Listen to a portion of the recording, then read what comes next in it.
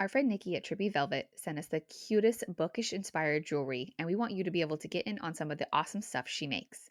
Check out her website that is posted right in our show notes, and make sure to use Goodish Girls 15, that's Goodish Girls 15 at checkout for 15% off.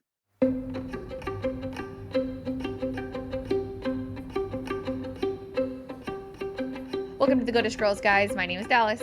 I'm Madison.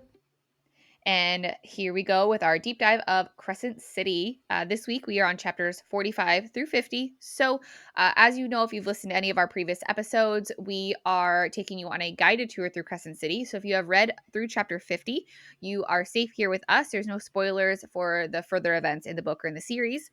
Once we get towards the end of the episode, though, we are going to say goodbye to our guided tour and we'll say hello to the House of Theories and Lore, where we will deep dive into all the things, we'll ask all the questions about things in not only this series, but sometimes in other series across the Maasverse as well, including Avatar and Throne of Glass. So, again, welcome to our guided tour. Here we go.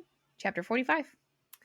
Not gonna lie, chapter 45, essentially a filler chapter. I will briefly go over it. The only important thing is a thing that is literally the last sentence. You can't tell me I'm wrong. Oh, man. So essentially chapter 45 opens with Bryce talking on the phone with Juniper. They're talking about how Juniper is up for promotion as a principal dancer over at the dance company she is contracted with. She's essentially trying to get Bryce to come hang out or to come take dance classes with her instructor, which her instructor is very, very high in demand. And Bryce is like, I'll think about it because, again, she hasn't really taken any dance classes since the whole thing with the pack happened. If I was in Bryce's shoes, girl, I would do it. You know how hard it is to find a studio that offers like adult classes, but it's not like little kid competition classes? So I hard. do not know how hard I have no idea, but I do know that like Bryce grieves so heavily Mm-hmm. that I like, and I think that she believes that she does not deserve joy in life. I would agree with that. But like also, Bryce, if you don't take the classes, I will. Because as someone who's like also looking for a dance studio for adults that's like decently leveled, very, Mm-hmm. very hard.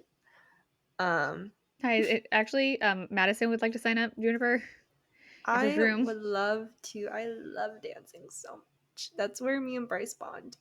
Um, I love that. That's so cute.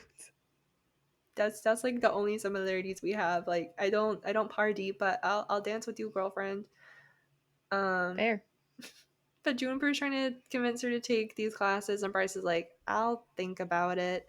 And then Bryce tries to get Juniper to come hang out with her because Hunt has taken the initiative to go hang out with his friends for once. Mm-hmm. Usually he turns them down, but he's like, I guess I'll go out. But Bryce is trying to get Juniper to hang out. Juniper says that she would love to. However, she has Mm-hmm. practice. Once upon a time, this was the story of my life. Fun fact, I did dance for 14-ish years. Oh my Um, gosh. yeah, I started in first grade, took like a little break because I was playing volleyball and I couldn't do both at the same time. Mm-hmm. And then I stopped senior year of high school, picked it back up in college. But yeah, friends all the time would be like, oh, you want to come hang out? And I'd be like, I would love to. However, practice or dance recital or we're doing an outreach performance. So, Yep. Juniper, I get you, girlfriend. That's wild. The more you know. Yeah, I even did point for a little bit, but I was awful. Like you're supposed to have multiple pairs of point shoes and like rotate them so you don't wear your shoes out too much. Mm-hmm. However, I was very money conscientious even from a young age, and I would hate spending money on point shoes. And so I would literally wear point shoes for like you essentially had like the spring season and the winter season. I would wear them for a full season, and I would always end up like doing recitals in dead shoes, which is not smart because that's how you break an ankle. But I'm like, bet money, so I will gladly suffer and just wait for the next season. The more you It's wow, the more fine. you know. Now I know this about you. I did Yeah, not know that. Fun And the fact. point shoes are like the pink shoes that you see like on Hmm. all stereotypical dancers, right? Yep. And if I had them, I had a pair here that I used for a post. They will be coming back because I'm making a reel that will feature me doing a little bit of point. But yeah, the shoes are essentially made out of wood, so you have to. It takes weeks to just like soften the wood up. That way, it molds Mm-hmm. to your foot shape. Yeah. Um, but yeah, very uncomfy. Takes forever to break in sometimes. You see videos of like sometimes dancers like Smashing them, right? literally Like, they'll like smash the block of the shoe. They'll like yeah, rip the shank from the like fabric. jumping on it, Never did any of that in my drowning it in life. water. Like, No, I those just shoes have gone through in a my lot. studio we just did like you wear your if you do it correctly, you wear your old shoes like whenever you're rehearsing a piece, but maybe for like bar whenever you're warming up, then you wear your new shoes to help break them in more. I did the wrong thing and I wore dead shoes all the time. If you dance, don't do that. Don't do that. All right, noted. Noted Um, indeed. But whenever Juniper says that she can hang out, Bryce does try to contact Fury, but of course it has been going straight to voicemail, so Bryce kind of just gives up on that. Even though she did promise on that she would stay put in her apartment, the quiet is getting a little bit too much for Bryce, so she does decide to put on her tennis shoes and head on out. Um, Poor Hunt. Homeboy doesn't get through maybe even like half a beer, and he gets a call from Naomi to be like, hey, so she's on the move. Okay, I want to talk about this. Yes. This because I know normally I am like, it's fine, it's Bryce. She grieving. I get it. Mm-hmm. This made me so irritated. Like, he has one night out, Mm-hmm. Well, one night to technically, he has himself. multiple, but he just always He's tells them never no. gone. Right. Yeah. So he like is with Bryce. He's like working, right? Like she knows that he's technically working 24/7 because he literally Mm-hmm. has to watch her 24/7. He has one night out with his friends to relax and she decides to leave. Like that is I was so irritated. Yeah. I was At like, "No. first, I thought that this chapter was alluding to something else, and I'm like, oh, well, now she does have like a valid reason to go out. But then, like, once the chapter finishes, I'm like, no, you didn't. Like, I No. get that the quiet can be too much, but dude, freaking call your mom. Ember would love to chat with you. Yeah, like I get it, Or hang out right? with Rune.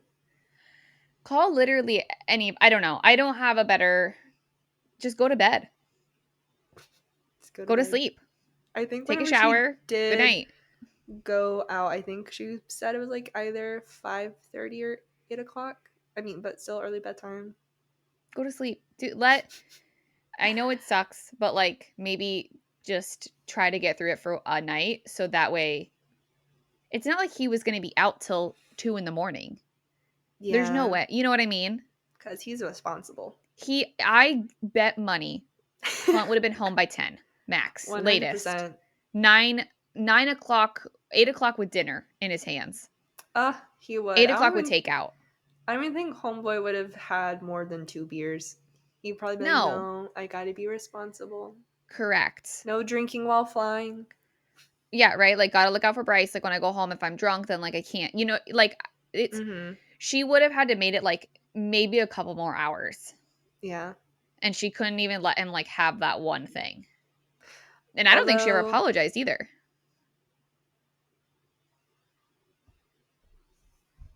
hold on. I don't think she does because um, I She want may to. have. She may have apologized. I might need to redact that statement. Okay, so she doesn't apologize, um, but whenever so essentially Hunt leaves his little party with the Triari that rhymes, and he goes to relieve Naomi. Sorry. You're not wrong.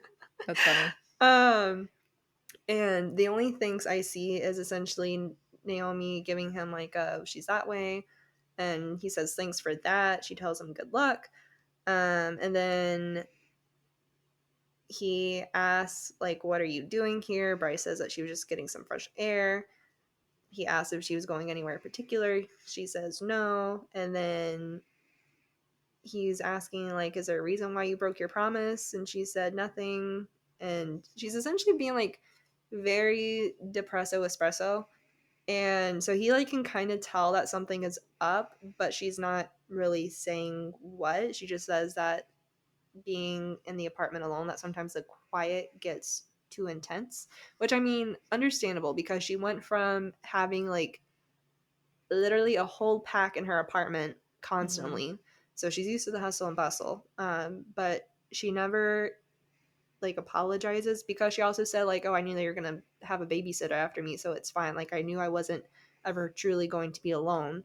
But she's essentially walking through this garden. She asks Hunt if he and Naomi had a history at all.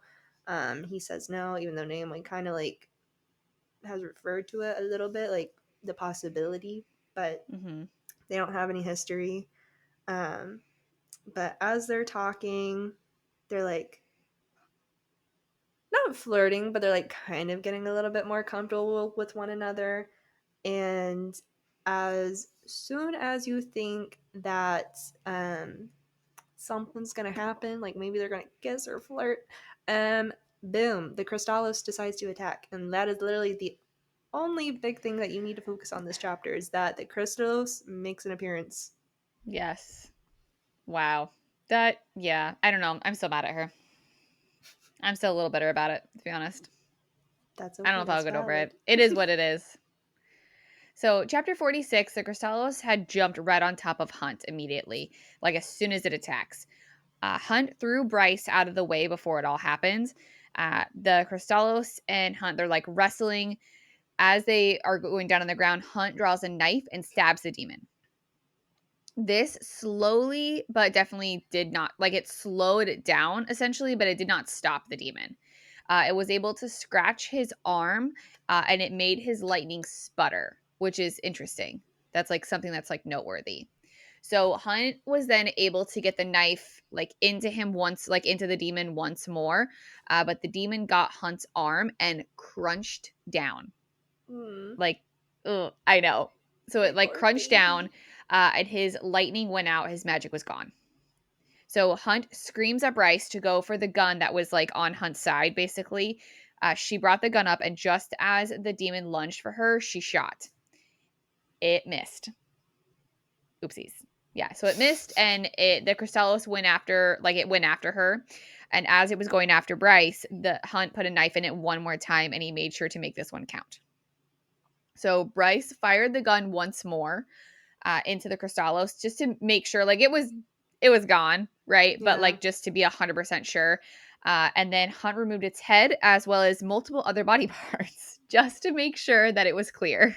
as one does. Yes, it was like just in case. So as the scene erupts with the other Med Witches and the 33rd and everybody's showing up, right? The cavalry is here. Bryce essentially goes into shock. Once she finally snapped back, she noticed Hunt was like really unwell. He Hmm. was hunched over, he was bleeding, he was like not doing good. So the Med Witch is using leeches on that, which I just thought was kind of like a fun thing because again, it is like super old school, even though they are in Hmm. such a new, like everything is high tech. Yeah. So we then learned that the venom that is in the Chrysalis demon made Hunt's power go out, essentially like nullified it as they called it. This made sense to Bryce immediately because when back 2 years ago when Micah was attacked, he did not fight back um, or like trying to defend himself. So her guess is like maybe the Crystallis got to Micah and therefore like immediately nullified his powers. And so therefore he would have only had brute strength and didn't have a fighting chance. And if they got to the pack that quickly, then maybe the pack couldn't fight back either because they Hmm. didn't have their magic. It was also noted that the witch that was caring for Hunt chose not to use the cure all of First Light in her bag to help Hunt, but chose to use her own magic instead. So that's like noted in there. So that's like a little thing to keep in your guys' mind today. So all of a sudden, Micah arrives and immediately tries to question Hunt, which like bro is not well still. He's still very ill. So Micah's like, what happened? So Bryce cuts in and is like, whoa, whoa. Like, this is what's happening. And so Micah asks which one of the two did it attack. And we know that it was Hunt. And then he So says, you think which, it'd be obvious. right, which one of you did it attack first? The one on the ground. The one Yeah. with the injuries, yes. But that he asked either way. And then he asked which one of them killed it. Hunt noticed it was a team effort. So they both killed it together. It's interesting that Micah had asked that, but Micah is also worried about the media, right? So it's like his main Mm. concern. So Micah's worried about the media getting this story and essentially Sandriel getting this story specifically. And if you guys don't remember who Sandriel is an archangel. She is the sister of Shahar, who was Hunt's love, who died in the rebellion, and she is in town. And she is basically like hanging out with Micah, but really like overlooking like looking at everything, right? And we know that she's probably trying to find some way to like get her paws on this city and maybe put Micah out and also maybe Hunt. So that's who that is. So the 33rd notes that they can make things stay out of the papers, which is fair because they're basically like the FBI angels. So they can do Not that. So very good FBI angels, no, but they're a little bad. They're kind of bad FBI angels, but the FBI angels either way. But yeah, so the Charlie's angels say that they can keep it out there. Micah's angels. Yeah, and Micah's angels. So Micah then does something wild and he burns the demon up to a crisp. There is nothing left of it. So he's like, if the media gets a hold of it, it's a problem. So now there's nothing for the media to get a hold of. I was like, whoa, that's wild. Okay. So demon no more, gone. And during this whole time, Bryce is looking for Sabine all over the scene because she's like, if we can catch her there, then they could have physical evidence against her instead of just circumstantial evidence. Because again, if you guys remember, like Sabine is the prime suspect right now. So Naomi does question why the demon went after Hunt specifically, and he gives a joke as an answer. He like completely disregards the question and then moves on.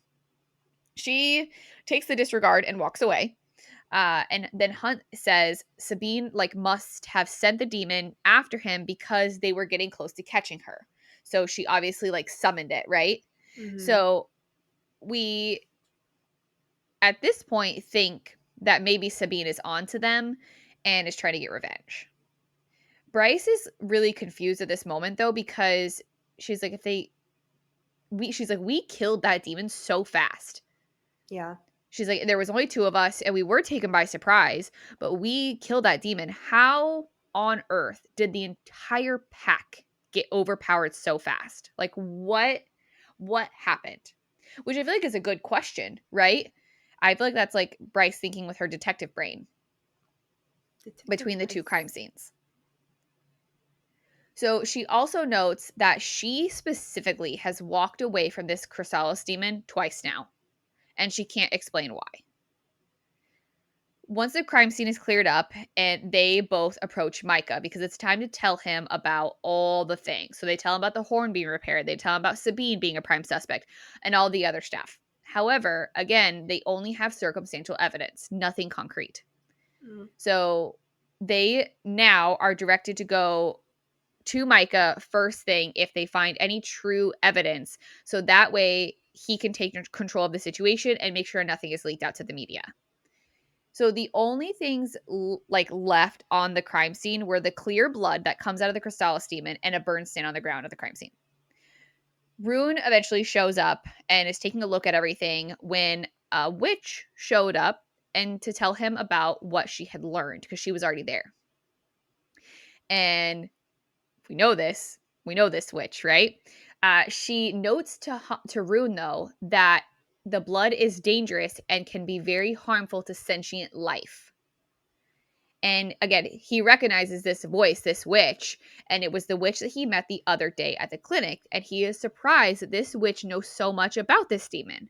She laughs it off and reminds him that her tutors were very old and she had very old texts to learn from, which I thought was kind of funny. She brings up the research that she is looking into for him that he had like previously requested. And she's like, I'll send it to you as soon as I have the final answer. Just as Rune got distracted, this witch got on her broom and flew away. And again, he didn't get her fucking name. He's just overtaken by how pretty she Oh my is. God. If any suffering from just being man, He can't help it. you know what he's doing? He's looking at that situation with his man eyes, where he's like literally Yeah. covering. And he's like, you're so pretty. Like, I can't think of anything else. I was like, you've got to be joking. You're kidding me. It's Killed me. fine. Mm-hmm. I'm going to kind of just combine chapters 47, 48, and 49 because it is, in my opinion, so unnecessary that they were their own separate chapters. They easily could have just been meshed into one. I feel like maybe the reason she separated it into 3 is because I feel like authors love ending chapters with the cliffhanger. And so I feel like it was maybe just like to get that little fix because each of those 1 pages does end like on a cliffhanger of a sorts. Mm-hmm. It did make my little reading brain happy though, because I'm like, oh, I'm reading so fast. I think I read 3 chapters, crushed it. Yeah, but Yes. I will be combining 47, 48, and 49 because again, I Mm-hmm. do believe that they could have been 1 chapter. 47, a little bit of a filler again, and it is so very short. Essentially, the only thing you need to know is from the crime scene, Hunt and Bryce fly from said crime scene to apartment building roof, and again, they're having another little moment, and I'm living in my own happy world. And then Sabine crashes the party. Of course she does. And again, that is 47, unnecessarily short. So, next chapter, still same spot. Sabine confronts Hunt and Bryce. Hunt has his gun pointed at Sabine's head, while Sabine has her gun pointed at Bryce's heart. It kind of reminded me. Oh, I was gonna make a Marvel reference, but you don't Oh watch my, no, this is the Marvel. Spider-Man one, right? With all the like the Spider-Mans, like Not you know the what I'm talking about? Spider-Man one. I know what you're talking about, but it's the one where it's the Guardians of the Galaxy crew, Iron Man, and Spider Man's there. But it's the scene where the um who's Gamora, why is Gamora? It's that scene. Mm-hmm. Um, but everyone's like, whoa, like everyone calm down. But it's still like everyone calm down. Yeah. It Yep. just reminded me of that. But essentially, tensions are very high, and like Hunt is kind of just like at first, it took me a while to get what he was doing because it starts with Hunt saying, like, and he got behind Bryce. I'm like, no, dude, you're supposed to be in front of her. Like, you're supposed to take the bullet. Mm-hmm. Um, but he had a plan, he had a reason. Mm-hmm. He But does. essentially, as Sabine is talking, they're kind of clicking things together that she has essentially disabled the cameras because otherwise, if people could see what was going on, they would have reinforcements. But Mm-hmm. as Sabine is kind of just rambling on, Hunt tries to slide his hand over Bryce's heart just in case Sabine does take the shot because he says that he'd rather him lose an arm that he can regrow other than her, and he can't bring himself to refinish that thought. But it also, I don't like how they can regrow things. I don't like that I they're was lizard just people. thinking that Deadpool baby hands. I hate it. That's all I can think of. Deadpool baby hands every time. But he says that, and it reminded me of like literally the whole entire plot of the first Spider-Man movie with Andrew Garfield is about a lizard man, and it just reminded me of that. I'm like, no. Um, Bryce is essentially yelling at Sabine, re-going all through all the allegations. So they're saying that Sabine's the one that tampered with the temple footage, and she essentially Danica found out that she was the one that stole the horn, and Mm-hmm. she killed Danica because Danica was being a loudmouth. Also, she's jealous over the Prime wanting to tap Danica and just essentially skip over Sabine. And she's wanting all of this to happen because she's wanting Micah to look bad in front of Sandriel so that way Micah could be dethroned. And she's using the Crystallos essentially to get rid of loose ends. Mm-hmm. So while Bryce is yelling all of that, Sabine's kind of just like, no.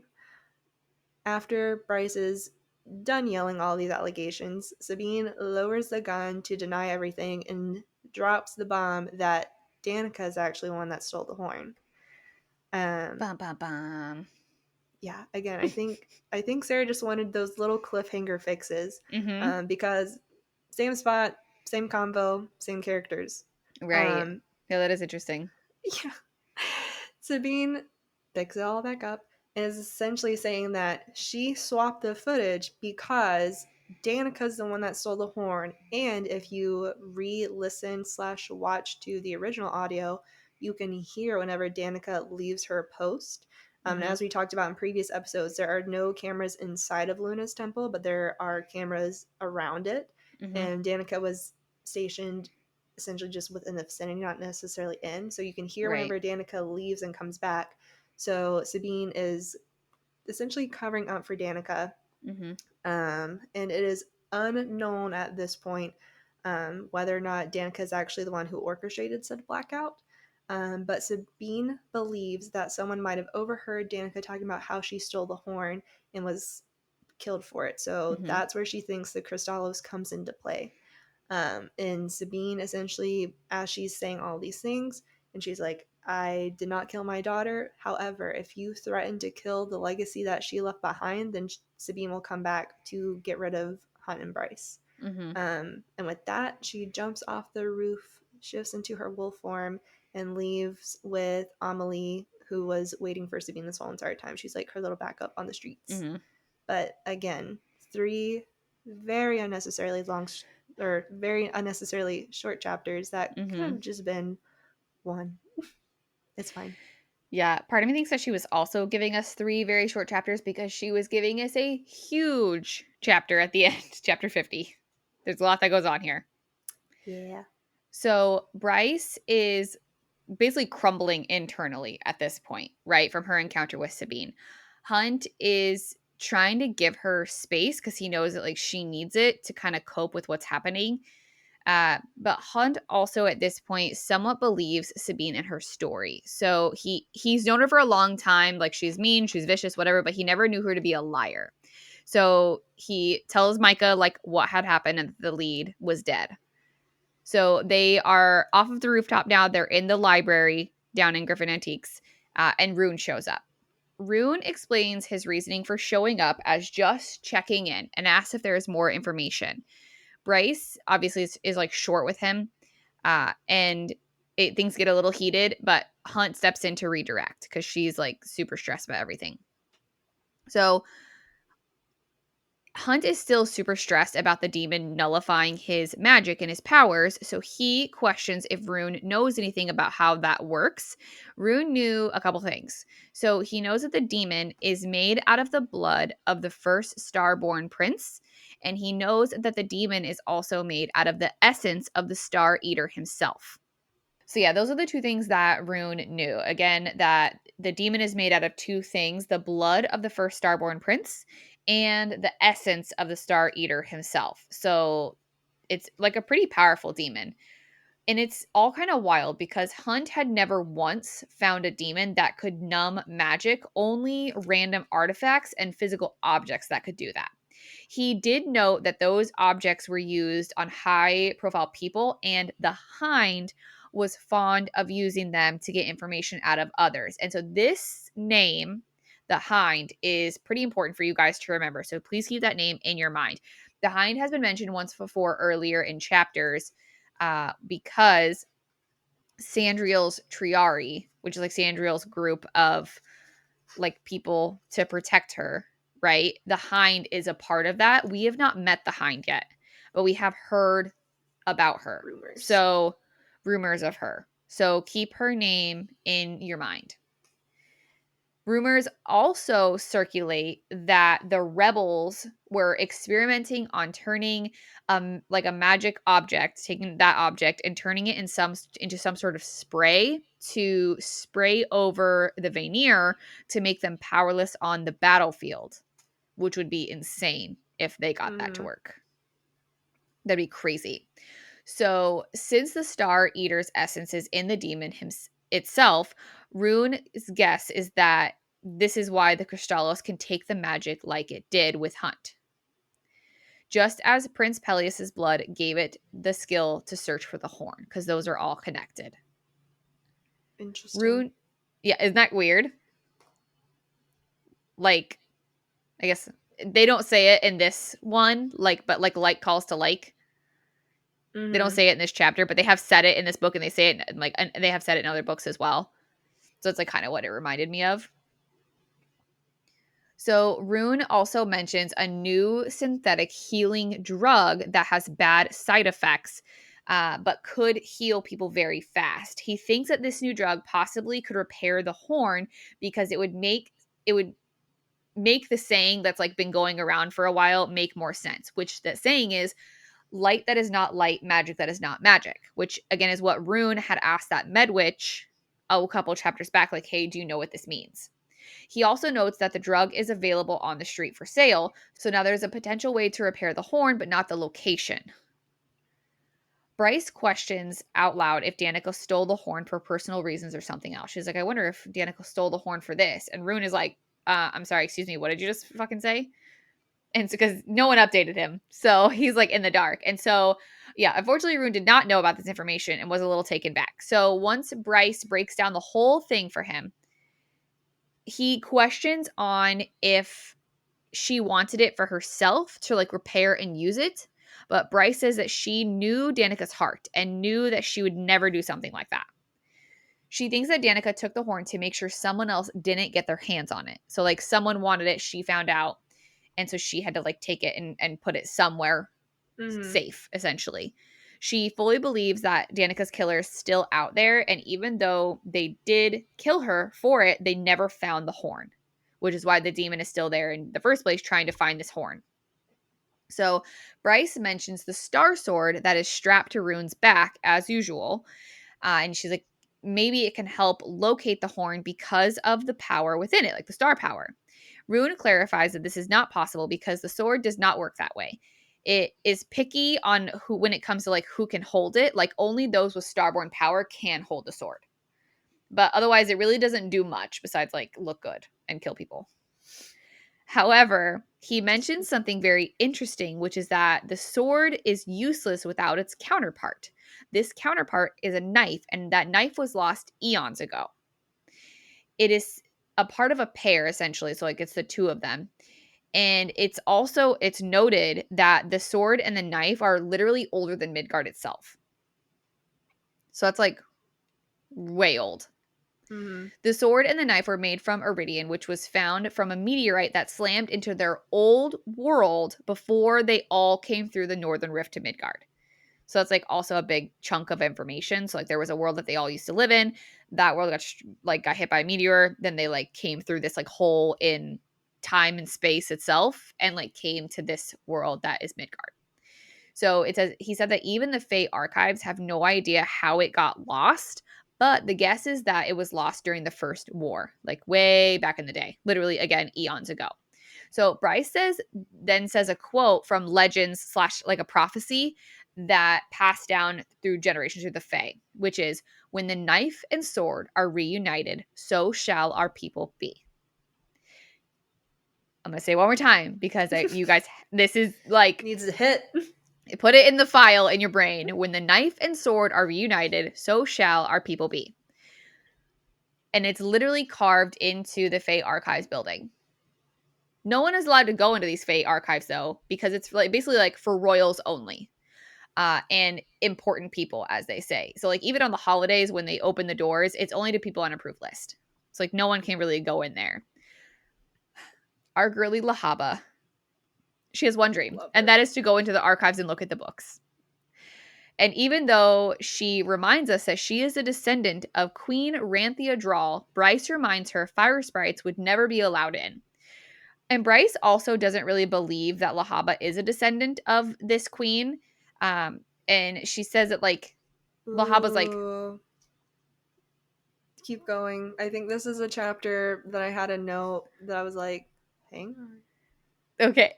So Bryce doesn't really believe that Lahaba is a descendant, but she says that she was her 6 times great grandmother who was dethroned. There was like some past drama that had happened. Bryce shuts Lahaba's story down and says that it changes every time, but Lily stands her ground. She's like, no, it doesn't. She reminds the room that her grandmother fought alongside the rebellion, and that was the time that all of her people lost their freedom, which literally broke Hunt inside, like internally. Hunt apologizes to her because what else is he supposed to say? But Lily doesn't blame him for any of it. Even though he was the one who led everyone into battle. However, Rune reminds him that Shahar led him into battle. So she does need some of the blame. Before we move on from this, Bryce Quinlan. I do love her. I But love her. But I swear, leave Lahaba. Like, what? I get being like, Lahaba, sit down, or like, Lahaba, like, go watch your show. Like, I get it when she like tries to get Lahaba back on track so that way they can move on with their day. She was like serious. She's like, this is my family legacy. How is Bryce supposed to know, first of all, who her family legacy is? mm-hmm. Like, Lahaba knows where she's from. I was like, girl, there is a time and a place to tell And it Lahaba to ain't it. calm down, and this is not it.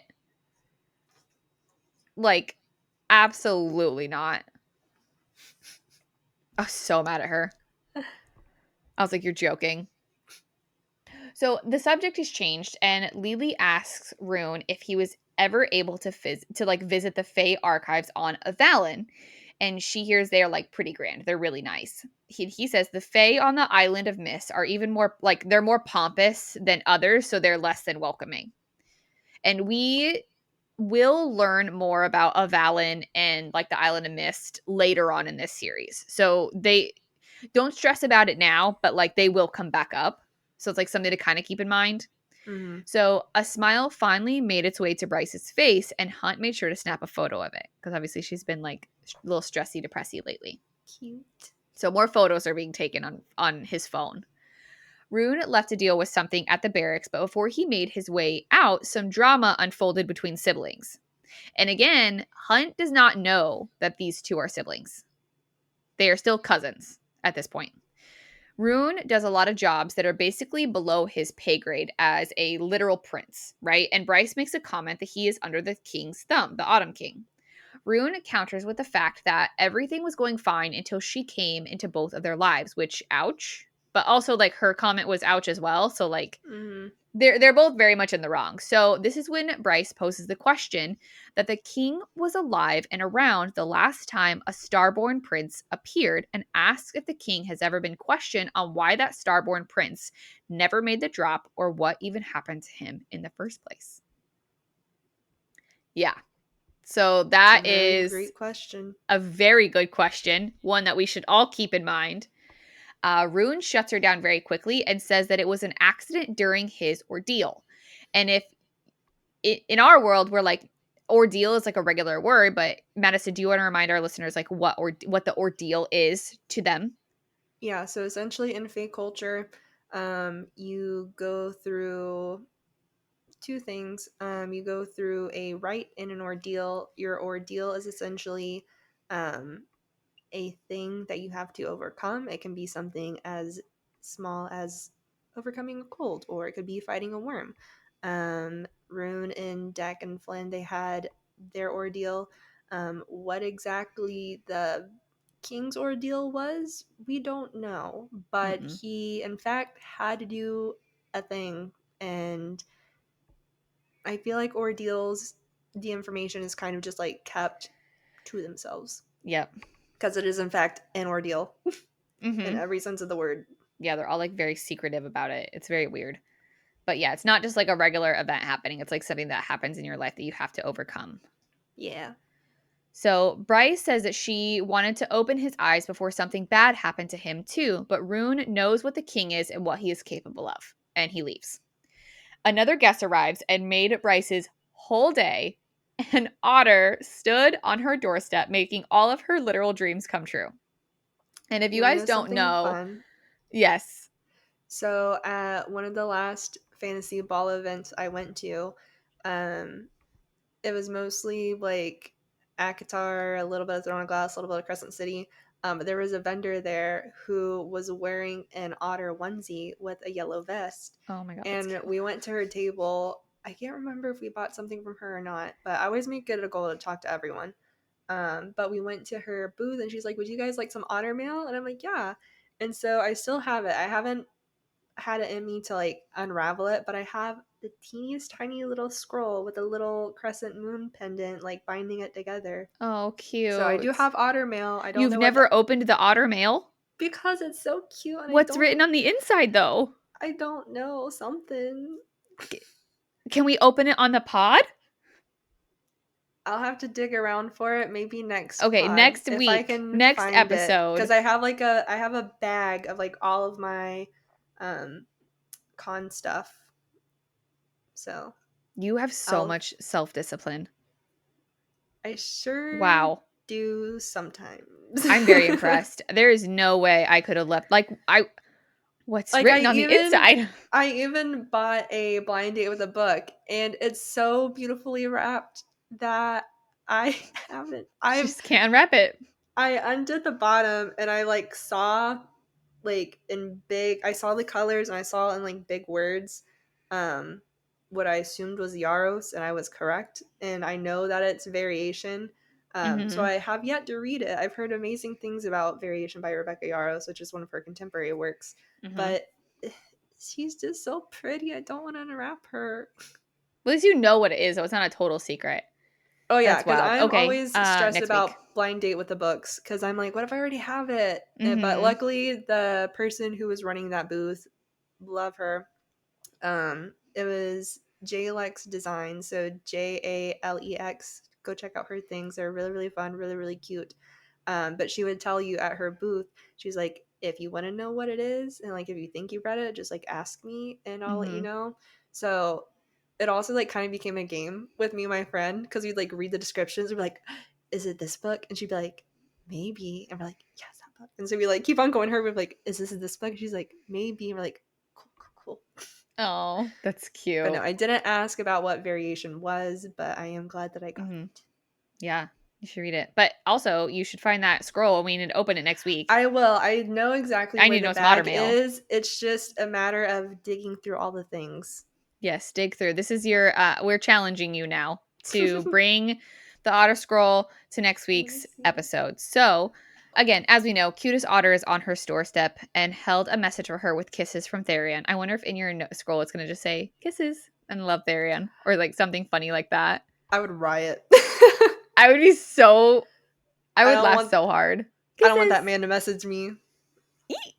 Okay. No. Don't tell us why yet. We don't know enough about him. Our listeners, their baby ears.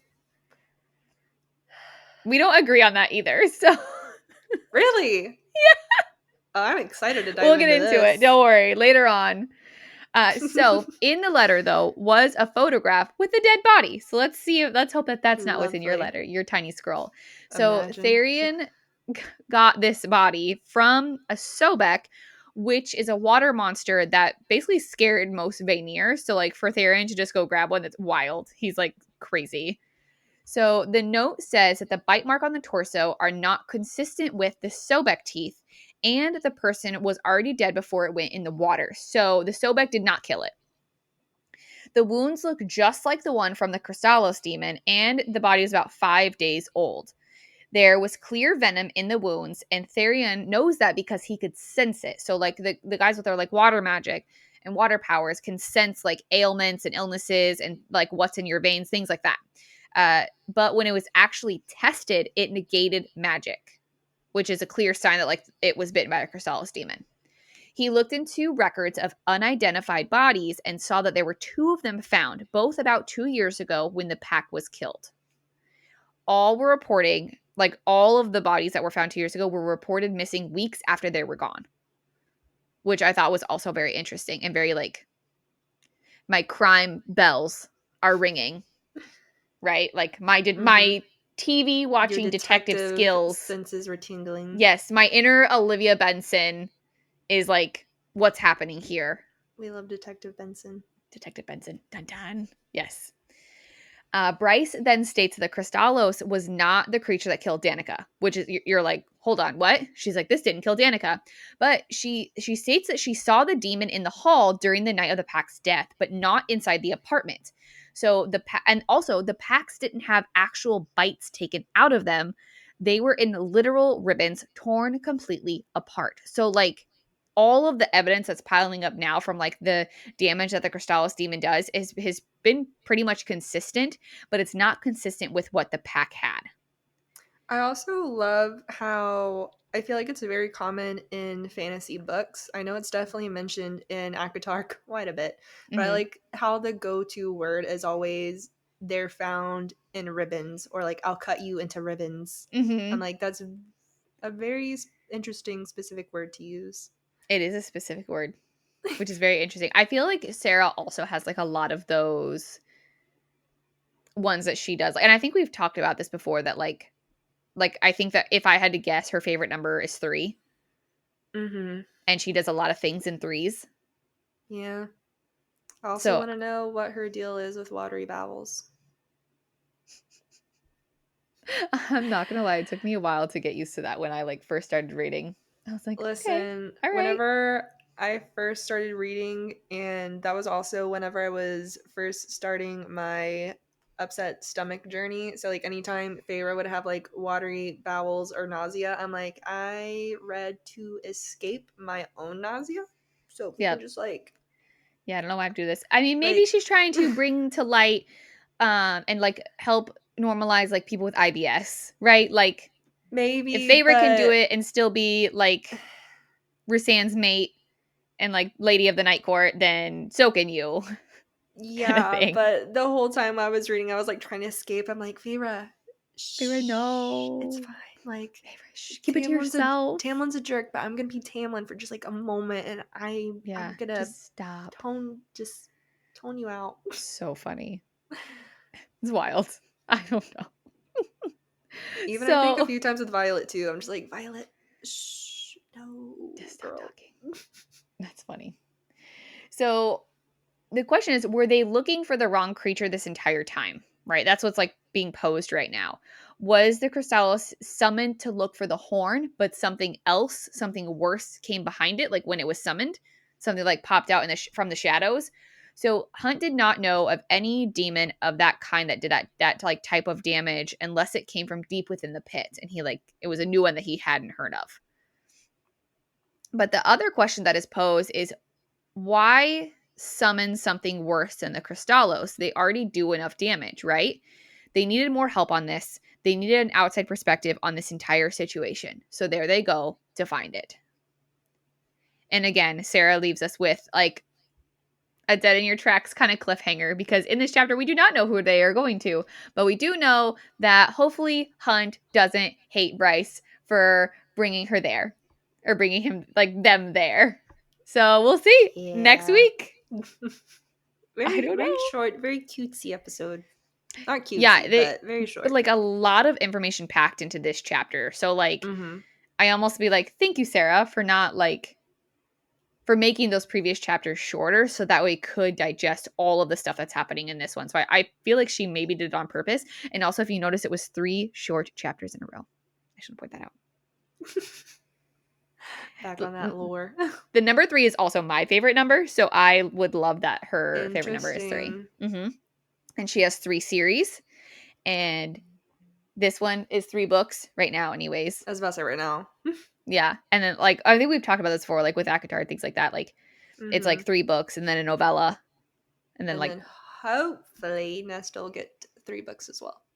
it's my dream. I know it's not everybody's dream, but it's my dream, and I stand by it, and I will die on that hill, and you guys can fight me. Yes. because if you have not read all the books yet, but whenever you do read the third book ends at such a beautiful thread that she People could try to just destroy on the internet.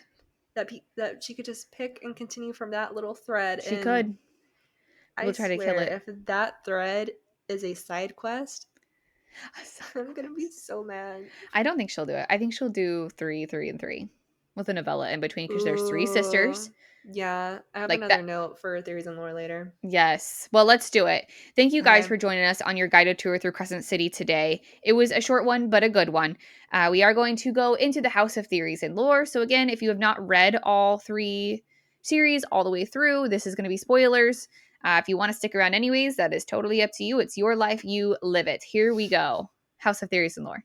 So, going off of my thread, I was essentially the little thread I was talking about is how the book 3 ends with Bryce telling Nesta to go find out what her tattoo means. Mm-hmm. Yes. And so, you all know that I have been on the train that Nesta is Starborn, yes? Yes. Well, I mean, we should have listened to previous episodes, right? Because, like, even us and Delaney, like, went through all of that. Oh, So, yeah. yeah. So, not only that, but there's another theory going around that Nesta is a witch, especially Oh, okay. from like maybe the Blackbeak clan or like the Iron Teeth clan, because they're described as having the iron teeth and nails. And Mm. whenever I think it's like the first time Nesta tries going down the stairs, Mm-hmm. she falls, and whenever she's making her way back up, she sees the scratch marks on the wall. Um, and so I was like, kind of, maybe. However, I was looking at someone doing a Manon cosplay yesterday, and it's specifically the scene that has the iconic "I'll bleed whatever color you tell me to" by Dorian. Mm-hmm. Um, but there's something that's really, really interesting. So, in a couple episodes back, whenever I was like pulling receipts for why Nesta is Starborn, um, one again, this is the beginning of Silver Flames. Whenever Yeah. Nesta is talking about being in the cauldron, um, Mm-hmm. she says that the black water nipping at her thrashing heels was freezing, not the bite of winter chill or even the burn of solid ice, but something colder, deeper. The cold of gaps between stars, the cold of a world before light. Stay with me. Whenever you go to Queen of Shadows, it is page 463. So Dorian and Manon, I struggle to say that one. Get I it, always want girl. to say Minot. You did great. So they're talking, and little emo. I call him emo Dorian. He's being really spicy, um, and they're flirting, and she's like essentially saying like, "Oh, I've been with men. You're all the same." But as they're describing Manon through Dorian's eyes, um, it's essentially saying that Manon's eyes narrowed, the gold like living embers. He'd never seen anyone so beautiful. This witch had been crafted from the darkness between stars. Oh, okay. All right. All right. You picking up what I'm I'm putting following down? you. Yeah. So then I pose a question to you. Are all 3 of the Archeron sisters witches? Was Nesta actually fathered by somebody else? Was she adopted? What is her true story? Yo, that's. I feel like I would have to do a Yeah. reread of Akatar because I know that her and Papa Archeron were not close. I can't remember the reasoning why because I know like Because Nesta's. he didn't do anything as a father, right? Like he had Oh, all these that, but spices. even like beforehand, Mhm. you would think, especially as like firstborn, she had time to They like explain what develop. happened.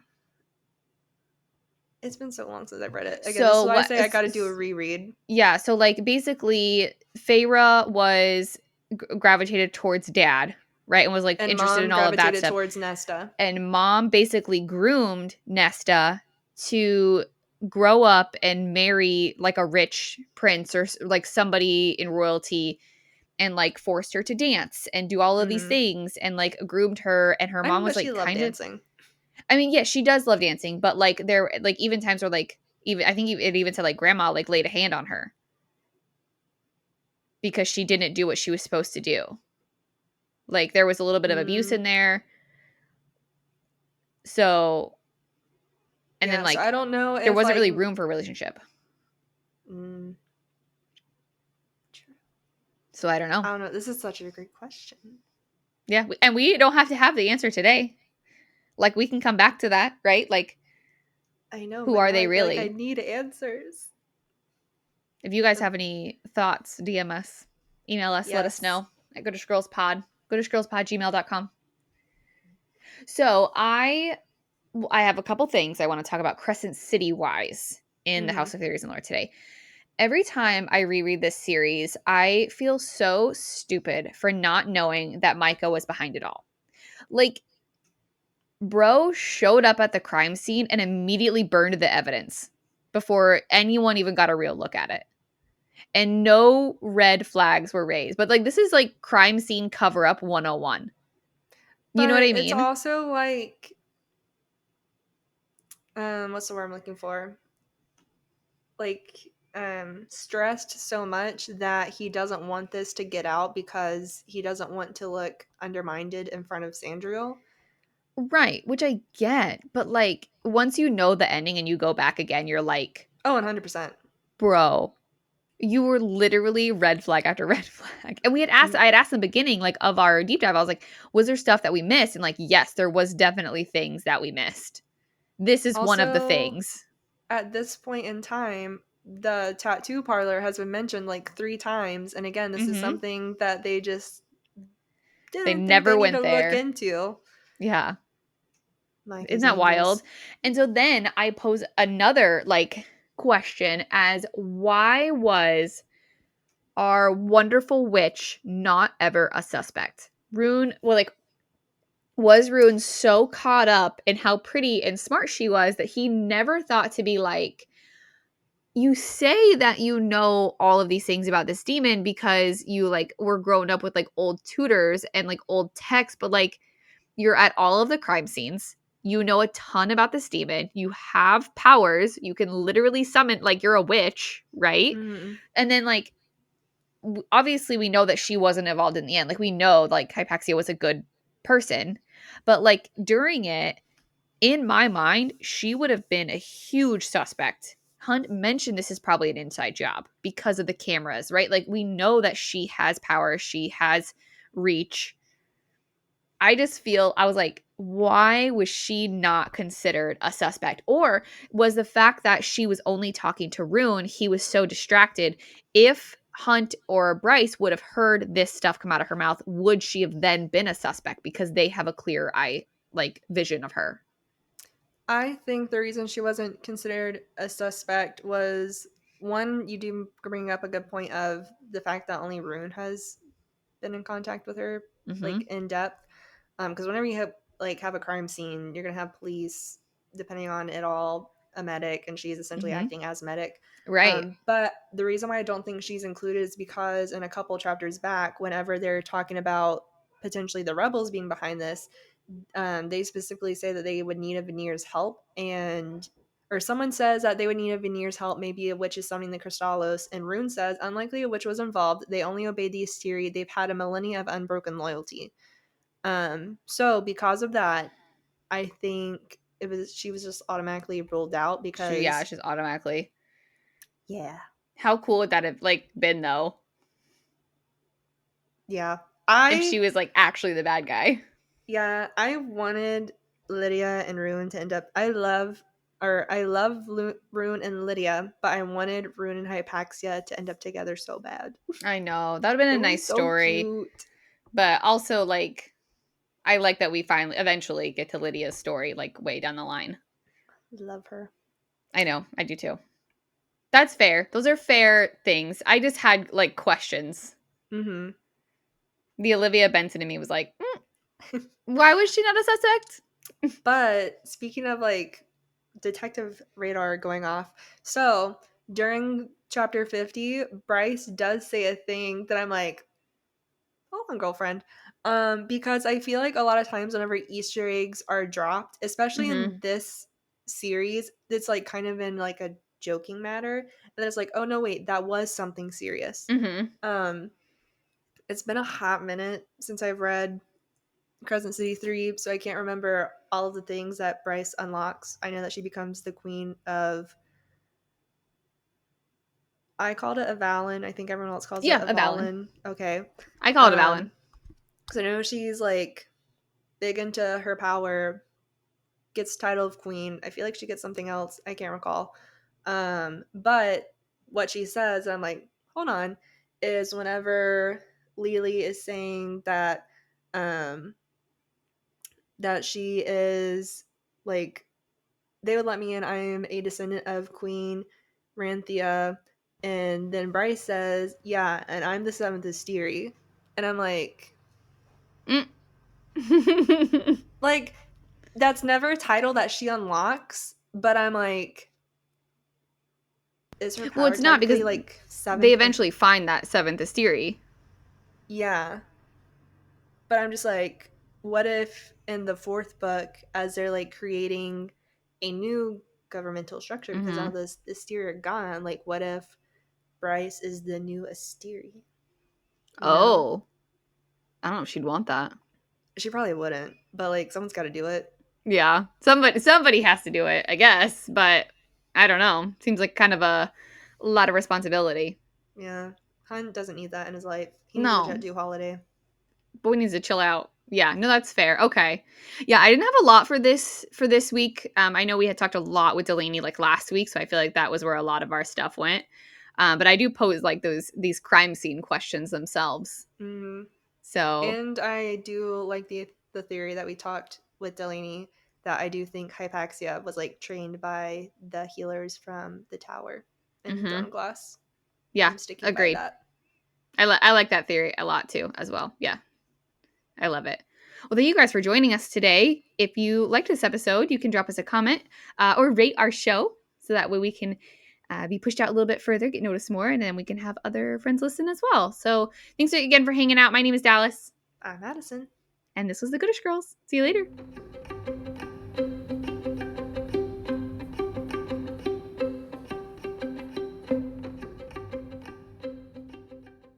Can't get enough of the Goodish Girls? Follow us on social media for sneak peeks at our upcoming episodes and bonus content.